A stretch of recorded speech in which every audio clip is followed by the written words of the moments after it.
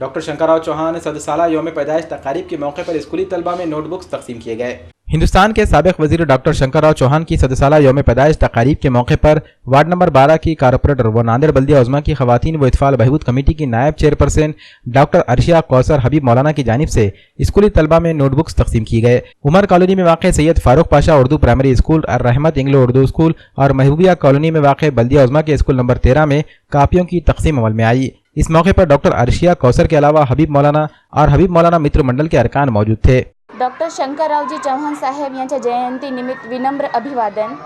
आज इस मौके पर बहुत ही एक रक्तदान शिविर रखी गई है और साथ ही हमारा ये इरादा था कि इस मौके पर, इस खुशी के मौके पर गरीब बच्चों को कुछ ना कुछ दिया जाए उनकी तालीम के लिए। तो इसीलिए हमने तकरीबन 1000 के करीब कॉपियों का डिस्ट्रीब्यूशन किए हैं। उमर कॉलोनी जो कि प्रभाग 12 है, वहाँ पर फारूक पाशा स्कूल, रहमत स्कूल और महबूबिया कॉलोनी का मनपा स्कूल में कॉपीज़ की डिस्ट्रीब्यूशन हुई है।